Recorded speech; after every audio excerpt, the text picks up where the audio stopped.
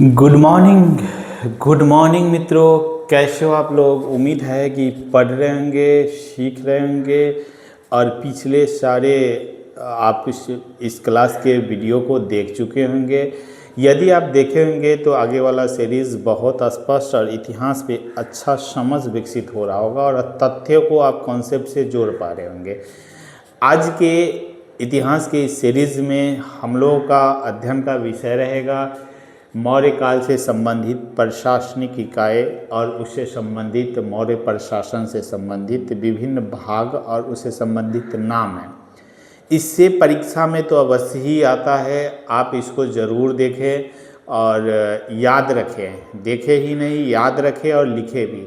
मित्रों, अब हम लोग आते हैं मौर्य प्रशासनिक इकाई पे। हम लोग मौर्य काल को 3 भागों में बांटे थे अध्ययन के लिए, अपनी सुविधा के लिए कि मौर्य से पहले विदेशी आक्रमण, फिर मौर्य का काल और मौर्य के बाद विदेशी आक्रमण। हम लोग दूसरे भाग में के सीरीज़ के अगले अध्याय में पढ़ रहे हैं, जहां आज देखेंगे मौर्य प्रशासन से संबंधित कुछ शब्द और उसका मीनिंग जो परीक्षा में बहुत उपयोगी होगा। तो मित्रों, सबसे पहले हम लोग देखते हैं मौर्य प्रशासन में क्या क्या है। तो प्रशासन की सबसे ऊपरी जो इकाई थी जहां सर्वोच्च शक्ति सिंचित था, वो कौन सा था? तो राजा के अंदर था।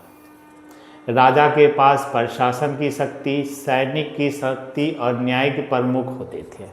ठीक है मित्रों, ओके। तो राजा के पास सर्वोच्च शक्ति थी, किस किस चीज़ की? प्रशासन की सर्वोच्च शक्ति किस में थी निहित? राजा में। सैनिक की भी सर्वोच्च शक्ति किस में निहित थी? राजा में। और न्यायिक शक्ति की भी सबसे प्रमुख शक्ति किस में निहित थी? तो राजा में। तो याद रखेंगे मौर्य प्रशासन में सर्वशक्तिमान राजा ही था। उसके बाद कहते हैं एक शब्द है अमात्य। एग्जाम में सीधे आ जाता है अमात्य का अर्थ क्या है। ठीक है, तीर्थ का अर्थ मौर्य काल में क्या था, सीधे आ जाता है। आप देखे होंगे, देखेंगे, नहीं देखे हैं तो पिछले एग्जाम में, तो फिर आपको पता चलेगा।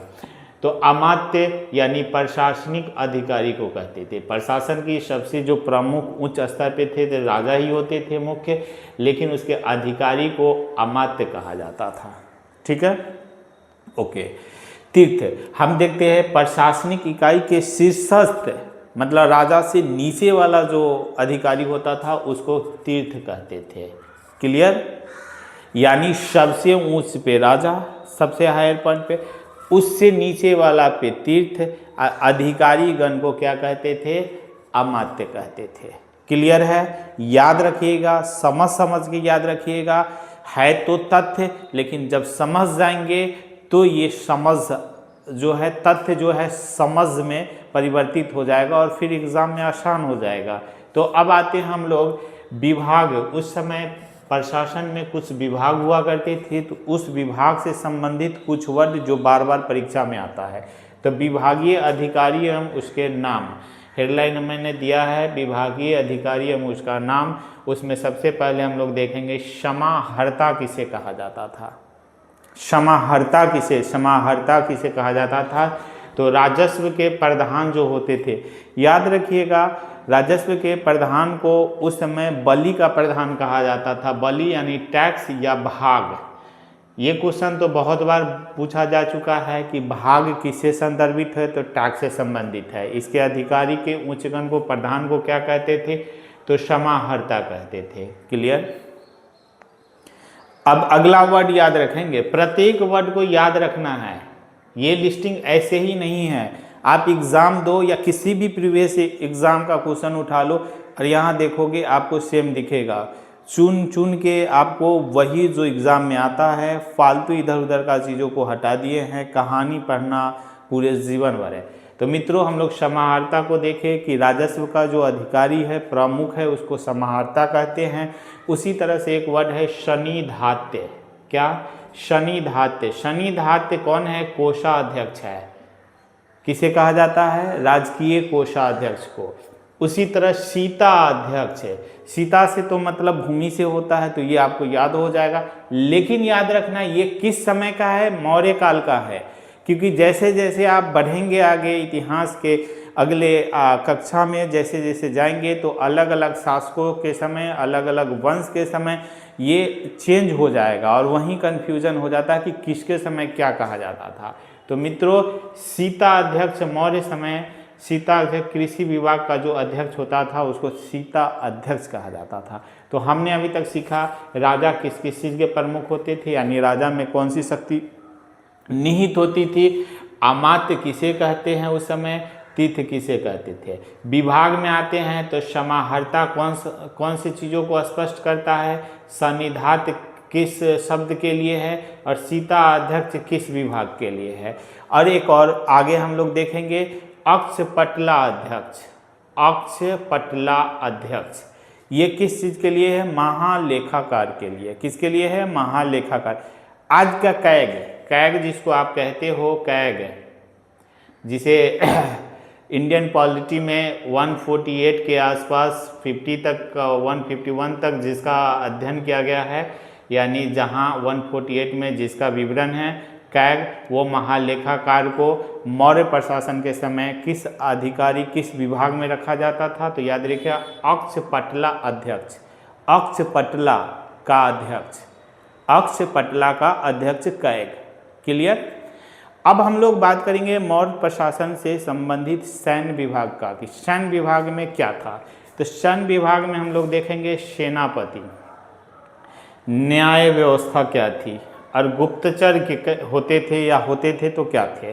तो सेनापति में देखेंगे कि सेना के अंदर कौन कौन शामिल हुआ करते थे। तो सेनापति के अंदर होते पैदल सेना, हाथी का सेना, घुड़सवार सेना, और सेना के अंदर रथ की सवारी भी रहती थी। तो हम लोग मौर्य प्रशासन के समय सेना का जब हम लोग विवरण देखते हैं तो क्या क्या इंक्लूड करते हैं, पैदल, हाथी सेना, घुड़सवार सेना और रथ सेना। मज़ा आ रहा होगा, एक एक चीज़ को तोड़ तोड़ के बता रहे हैं हम। आगे देखते हैं हम लोग न्याय व्यवस्था में दो तरह की न्याय व्यवस्था थी, एक धर्म अस्थीय न्याय व्यवस्था और दूसरा कंटक शोधन न्याय व्यवस्था। नाम है, नाम ही याद रखना है, उसका अर्थ याद रखना है।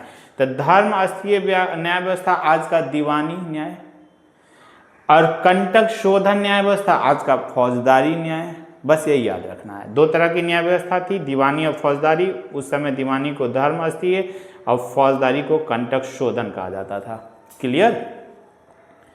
अब हम लोग आते हैं गुप्तचर पे कि क्या उस समय जैसे आज का आईबी है, उस समय आईबी के रूप में कौन कौन होता था, यानी गुप्तचर विभाग में क्या थे। तो दो तरह के गुप्तचर का नियुक्ति किया जाता था, एक को कहते थे संस्था और दूसरे को कहते थे संचार। बहुत बार एग्जाम में आया, अलग अलग एग्जाम में। संस्था उस गुप्तचर को कहा जाता था जो एक ही जगह रहते थे और अलग अलग जगह से इंफॉर्मेशन लेके और मंत्रालय में यानी राजा के यहाँ भेजते थे। लेकिन संचार वो था जो घूम घूम के नॉलेज लेता था, क्या हो रहा है समाज में, घूम घूम के इंफॉर्मेशन लेना और फिर उसको संग्रहित करके आगे प्रसारित कर देना। तो गुप्तचर विभाग में दो था, एक संस्था एक संचार। संचार घूम घूम के इंफॉर्मेशन संग्रहित करता था और संस्था एक जगह रह करके, एक जगह यानी ये अस्थाई निवास करता था एक ही जगह और ये घूम घूम के करता था। ठीक है। तो इस तरह से हम लोग मौर्य काल में अभी तक देखे राजा से संबंधित शक्ति, अमात्य किसे कहते हैं, तीर्थ किसे कहते हैं। उसके बाद देखे विभागीय अधिकारी, उसके बाद हम लोग बात किए हैं सैन्य अधिकारी का। अब हम लोग बात करेंगे की तरह जो चक्र होता है, यानी जैसे उस समय चक्र हुआ करता था, आज जैसे राज्य है यानी देश में जितने भी राज्य हैं उस तरह से उस समय जो होते थे उसको चक्र कहा जाता था। मौर्य प्रशासन के समय जो राज्य होते थे देश के अंदर, जैसे बिहार, यूपी, मध्य प्रदेश ऐसे राज्य हैं, उसी तरह से उस समय जो राज्य हुआ करते थे उसको चक्र कहा जाता था या प्रांत कहा जाता था। प्रांत से तो आप वाकिफ होंगे, चक्र याद रखिएगा कि उसे चक्र कहा जाता था। और हम लोग देखेंगे कि मौर्य के समय में, मौर्य प्रशासन के समय में शासन व्यवस्था के अंदर चक्र कितनी थी, तो 1, 2, 3, 4 और 5। यहाँ याद ये रखना है कि उत्तरापंद चक्र जो तक्षशिला को कहा जाता था। दक्षिण पंथ चक्र जो स्वर्णगिरों को कहा जाता था। प्रासी यानी पूर्वी भाग वाला जो चक्र है पाटलिपुत्र को कहा जाता था। अवंती जिसे हम लोग जानते हैं उज्जैनी के नाम से, और कलिंग को जिन्होंने अशोक ने 8वां वर्ष में जीता था अपने शासन के, उसे तोसली के नाम से जाना जाता है। ठीक है मित्रों, तो मौर्य काल के प्रांत या चक्र को याद रखना है। क्वेश्चन आ जाए कि मौर्य काल में चक्र किस चीज़ को संदर्भित करता था, तो आपको याद रखना है प्रांत को संदर्भित करता था, या वहाँ ऑप्शन राज्य हो तो राज्य को आप दीजिएगा। ठीक है, कौन कौन सा है तो याद रखना है उत्तरापंथ तक्षशिला, दक्षिण पंथ स्वर्णगिरी, प्रासी पाटलिपुत्र, अवंती उज्जैनी, कलिंग तोसली। अब हम लोग बात करेंगे प्रादेशिक इकाई की। ठीक है, जिसे किस नाम से जाना जाता था, विषय और विषयपति के नाम से जाना जाता था। ठीक है, इस वर्ड को याद रखेंगे। विषय में गोप एक वर्ड है और एक ग्रामिक वर्ड है, दोनों वर्ड को याद रखेंगे, एग्जाम में बहुत बार आया हुआ है। गोप का अर्थ होता है, उस समय के गोप शब्द का अर्थ होता है 10 गांवों के मुखिया को कहते थे। क्या कहते थे?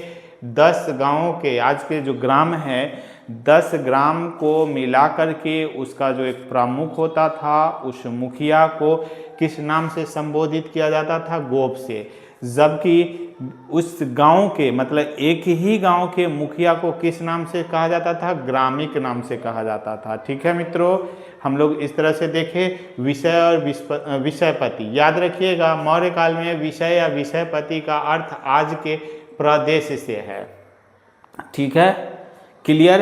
अब हम लोग बात करेंगे नगर प्रशासन का। ठीक है, कि नगर प्रशासन क्या उस समय कितनी थी। तो मित्रों मेगास्थनीज के आधार पे हम लोग देखते हैं कि मौर्य शासन व्यवस्था में 6 समितियाँ थी। कितनी समितियाँ थी?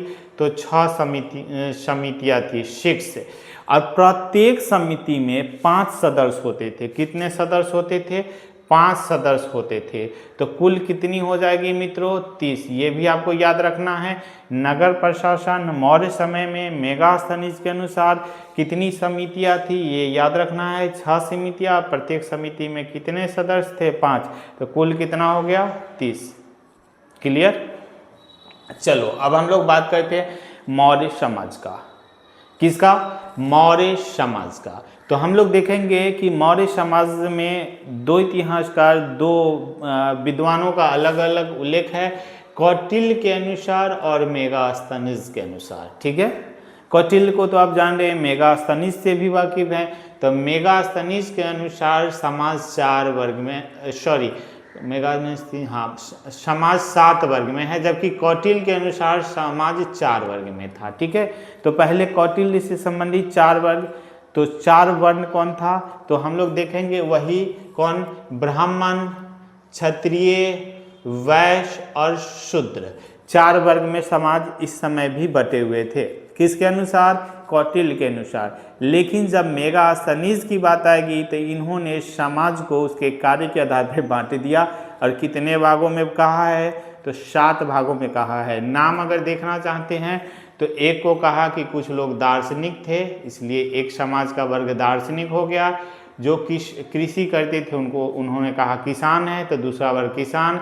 जो अहीर का काम करते थे उनको अहीर, जो कारीगर का काम करते थे उनको कारीगर, जो सैनिक वर्ग करते थे सैनिक, जो निरीक्षक थे निरीक्षक, और समाजस्थ। ठीक है, इस तरह से मेगास्थनीज ने समाज को, कौन से समाज? मौर्य समाज को 7 भागों में बांटा है। ठीक है मित्रों, अब बात करते हैं कि क्या उस समय दास प्रथा थी। तो इसमें भी अलग अलग विचार है। हम लोग देखेंगे कि मेगास्थनीज के अनुसार समाज में दास प्रथा नहीं थी। हम लोग देखेंगे मेगास्थनीज के अनुसार समाज में दास प्रथा नहीं थी, जबकि कौटिल्य के अनुसार समाज में दास प्रथा थी। तो याद रखना है कि मौर्य साम्राज्य के समय मौर्य प्रशासन में कौटिल्य के अनुसार दास प्रथा थी, तो हाँ थी। लेकिन मेगास्थनीज के अनुसार दास प्रथा थी, तो मित्रों दास प्रथा नहीं थी।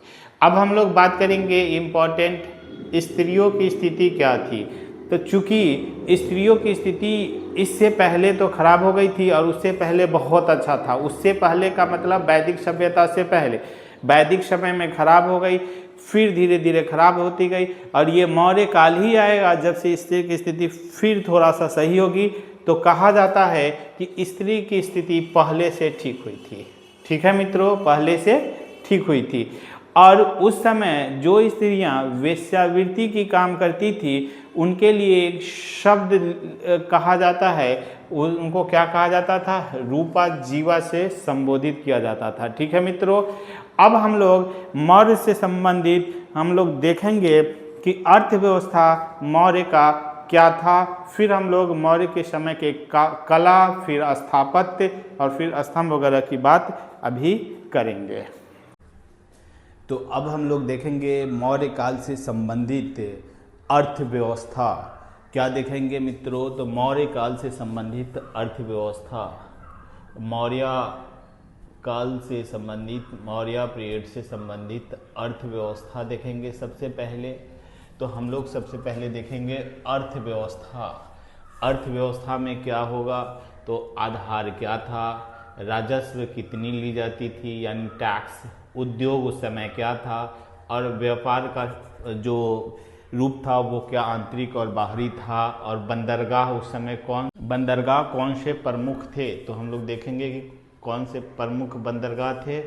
फिर हम लोग बात करेंगे इसके बाद कि कला की क्या स्थिति थी उस समय, क्या कला प्रगति कर रहा था, क्या कला के क्षेत्र में कुछ विकास हुआ या नहीं हुआ, अवनति हुआ या उन्नति हुआ। फिर हम लोग मौर्य काल से संबंधित स्थापत्य पे आएंगे और देखेंगे कि स्थापत्य में उस समय क्या क्या हुआ, अगर हुआ तो क्या हुआ और नहीं हुआ तो क्या क्या नहीं हुआ, इस पे बात करेंगे मित्रों। तो अभी हम लोग देख रहे हैं अर्थव्यवस्था। सबसे पहले देखेंगे अर्थव्यवस्था में मौर्य समय में अर्थव्यवस्था में क्या क्या था। तो हम लोग देखेंगे कि अर्थव्यवस्था का जो आधार था यानी जिसके आधार पे अधिशेष आता था, अर्थ की स्थिति चलती थी, वो था कृषि। तो मुख्य रूप से उस समय का जो कार्य था मौर्य समय का वो क्या था मित्रों? कृषि। तो हम लोग देखेंगे कि आधार क्या है? कृषि। याद रखना है मौर्य समय के अर्थव्यवस्था का आधार कृषि था, उद्योग नहीं। हम लोग फिर बात करेंगे टैक्स। तो कहीं कहीं से टैक्स 1/6 लिया जाता था और कहीं कहीं से 1/4। ये तो अवश्य ही आपको याद रखना है, बहुत इम्पॉर्टेंट है कि मौर्य समय में टैक्स को राजस्व या बलि कहा जाता था। आपको पहले भी बताए हुए हैं बलि। ठीक है, ये फिक्स था, कहीं कहीं किसी प्रांत में 1/6 और किसी प्रांत में 1/4। इसके बाद हम लोग बात करते हैं कि उद्योग क्या था। तो भारत प्राचीन काल से ही वस्त्र उद्योग में अग्रणीय रहा है, ये चीज़ हम लोग जानते हैं। तो मौर्य काल में भी उद्योग जो होगा प्रमुख वो कौन सा होगा? वस्त्र उद्योग होगा। व्यापार की स्थिति क्या थी मित्रों? तो व्यापार की स्थिति आंतरिक भी थी और बाह्य भी थी। मतलब लोग आपस में भी व्यापार किया करते थे और किसी और जगह से विदेशों से भी, अलग अलग दूसरे प्रांत से भी व्यापार किया करते थे। तो व्यापार की स्थिति क्या थी? तो देखेंगे व्यापार की स्थिति आंतरिक भी थी, व्यापार की स्थिति आंतरिक भी थी, ठीक है मित्रों, और बाहरी भी थी। तो पूछा जाए कि मौर्य समय में व्यापार क्या बाहर से किया जाता था, दूसरे प्रांत से किया जाता था, विदेशों से था संबंध व्यापार का? तो हाँ था। अब हम लोग बात करेंगे उस समय के प्रमुख बंदरगाह जो एग्ज़ाम में आ चुका है और आने की संभावना हमेशा रहती है। वो है एक बंदरगाह, मुख्य बंदरगाह है ये उस समय का भरौच। कौन है? भरौच। और भरौच कौन से नदी पे बंदरगाह था? तो नर्मदा नदी पे। और भरौच कहाँ पड़ता है? तो हम लोग जानेंगे भरौच गुजरात में है। ठीक है, तो गुजरात का भरौच बंदरगाह किससे संबंधित है? मौर्य काल के व्यापार से संबंधित है मित्रों। तो इस तरह से हम लोग अभी देखे हैं मौर्य काल से संबंधित अर्थव्यवस्था की स्थिति, जिसमें आधार था क्या चीज़? कृषि। टैक्स का रेट था 1/6 या 1/4। उद्योग प्रमुख वस्त्र, व्यापार आंतरिक और बाहरी, और फिर हम लोग एक नाम लेते हैं बंदरगाह का जो गुजरात में नर्मदा नदी के किनारे है, उसे कहते हैं भ्रौज। अब हम लोग बात करेंगे मित्रों कि मौर्य काल के समय, क्या बात करेंगे मित्रों, तो मौर्य काल के समय कला की स्थिति क्या थी, आर्ट का क्या उन्नति हो रहा था या अवनति हो रहा था। तो हम लोग पहले ही देखे हैं कि कला का जो संबंध है सैंधव सभ्यता के बाद लगभग स्थिर सा हो गया था, लेकिन ये वही समय है मौर्य समय, वही समय है मौर्य पीरियड जिस समय सिंधु के बाद, हड़प्पा सभ्यता के बाद कला का कहीं ना कहीं थोड़ा सा प्रगति यानी उन्नति देखने को मिलता है। फिर से अब देखेंगे कि कला के क्षेत्र में सिस्टमैटिक तरीका से कुछ कार्य हो रहे होते हैं, कला के क्षेत्र में व्यवस्थित विकास का बुआरा होता है, कहीं कहीं दिखता है कि हाँ, जब आप इतिहास का गहन अध्ययन करते हैं तो मौर्य काल में दिखता है कि हाँ, कला का व्यवस्थित विकास होना फिर से प्रारंभ हुआ था। तो आपको याद रखना है कि सिंधु के बाद जैसे ही हम लोग देखते हैं, सिंधु के बाद वैदिक सभ्यता, और वैदिक में जब हम लोग देखते हैं पूर्व वैदिक, उत्तर वैदिक, इस समय कला का कोई इम्पोर्टेंस नहीं दिख रहा है। लेकिन फिर हम इसके बाद देखते हैं बौद्ध काल आगे क्लास में पढ़ेंगे, तो बौद्ध काल में भी कला का कोई प्रगति या कोई अवस्थिति नहीं दिखता है। लेकिन मित्रों इसके बाद हम लोग हर्यक वंश देखते हैं, फिर शिशुनाग वंश देखते हैं, फिर नंद वंश देखते हैं, फिर हम लोग मौर्य वंश में आते हैं। मित्रों जब मौर्य वंश में आते हैं, वैदिक से बौद्ध होते हुए जब हम लोग हर्यक, शिशुनाग और नंद वंश को पार करते हैं, तब देखते हैं कि अचानक मौर्य वंश के समय फिर से कला के क्षेत्र में कुछ व्यवस्थित विकास हुआ है। तो याद रखेंगे हड़प्पा या सैंधव सभ्यता के बाद कला के बारे में व्यवस्थित विकास यानी प्रारंभ कला से संबंधित कुछ चीज़ों का कब हुआ है मित्रों, तो वो मौर्य समय में है। ठीक है, तो कला का जब भी हम लोग बात करेंगे आर्ट एंड कल्चर का, तो मौर्य काल से ही शुरू करते हैं। अब हम लोगों का मुख्य मौर्य काल में जो टॉपिक रह गया है वो स्थापत्य से संबंधित है। किससे संबंधित है मित्रों? स्थापत्य से संबंधित है। ठीक है, किससे संबंधित है? स्थापत्य से संबंधित है। तो हम लोग अब देखेंगे स्थापत्य की बात करेंगे। तो हम लोग देखेंगे यहाँ स्थापत्य में शिलालेख की संख्या 14 है। शिलालेख की संख्या कितनी है मित्रों? 14 है। तो हम लोग देखते हैं फिर स्तूप की संख्या, तो लगभग स्तूप की संख्या 84,000 है। कितना है मित्रों? 84,000 है। स्तूप की संख्या कितनी है मित्रों? तो देखते हैं लगभग 84,000 है। ठीक है, फिर हम लोग देखते हैं गुहा लेख, और फिर हम लोग देखते हैं क्या, तो लोक कला की स्थिति क्या थी। इसी बीच में हम लोग एक और वर्ड देखेंगे जिसको अलग से पढ़ा जाएगा, स्तंभ। ठीक है, तो मौर्य काल में अभी तक प्राप्त स्तंभों की संख्या 7 है। स्तंभों की संख्या कितनी है मित्रों? 7 है। तो मौर्य काल से संबंधित हम लोग स्थापत्य कला में सबसे पहले शिलालेख का अध्ययन करते हैं। तो शिलालेख की संख्या कितनी है? तो 14 है। शिलालेख की संख्या कितनी है मित्रों? मौर्य समय में 14 है, अभी तक प्राप्त प्रमाण के आधार पे। तो हम लोग देखेंगे शिलालेख में शिलालेखों की खोज सर्वप्रथम किसने की थी? एग्जाम में आता है फैक्ट के रूप में, आपको याद रखना है, पादरी फैंथलेयर ने। पादरी फैंथलेयर ने। ठीक है, याद रखना है, बार बार पढ़ेंगे तो याद हो जाएगा। उसके बाद देखते हैं कि जब शिलालेख मिला तो इसको सबसे पहली बार किसने पढ़ा था? तो प्रिंसेप द्वारा। कौन प्रिंसेप? जेम्स प्रिंसेप द्वारा पढ़ा गया था बहुत बार, और आप पढ़े भी होंगे, देखे भी होंगे। तो सबसे पहले इसको किसके द्वारा पढ़ा गया था? तो जेम्स प्रिंसेप के द्वारा। ठीक है मित्रों, इसके बाद आप देखेंगे एक चीज़ यहाँ याद रखना है कि जेम्स प्रिंसेप ने प्रथम बार शिलालेख को पढ़ा था, वो सन क्या था? तो 1837 में। ये भी एग्जाम में आता है, जैसे एसएससी, रेलवे वगैरह के एग्जाम में ये फैक्ट कई बार पूछा जा चुका है। अब हम लोग बात करते हैं मौर्य समय में शिलालेख का जो लिपि था वो क्या था? तो आप देखेंगे कि लिपि में 3 लिपि है। ब्राह्मणी लिपि, ये वही लिपि है खरोष्टी लिपि जो ईरानी और यूनानी आपको पढ़ाया जा चुका है पहले। अगर पहले वाली क्लास आप नहीं देखे हैं तो जाके देखिए। तो ईरानी और यूनानी के जाने के बाद उस दोनों के मिश्रण से जिस लिपि का भारत में आगमन होता है वही लिपि है खरोष्टी, और इसी लिपि में शिलालेख भी मिले हैं। अब हम लोग बात करेंगे फिर कि और कौन था, तो ग्रीक और अरामाइक लिपि का भी हम लोग कहीं कहीं प्रमाण देखते हैं मित्रों। तो सबसे ज़्यादा अगर हम लोग शिलालेख देखे हैं अभी तक तो ब्राह्मणी लिपि में देखे हैं, जो भारत के अंदर है लगभग ब्राह्मणी लिपि में है। ठीक है, उत्तर भारत या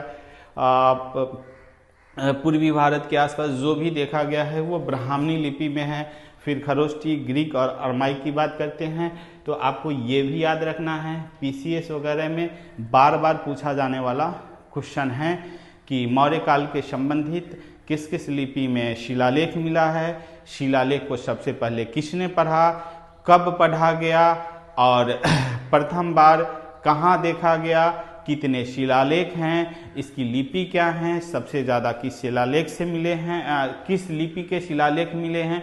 इन चीज़ों का हम लोग अध्ययन कर रहे हैं, तो इसे याद भी रखना है ताकि आप जब एग्ज़ाम में जाएं तो सही आंसर करके आए।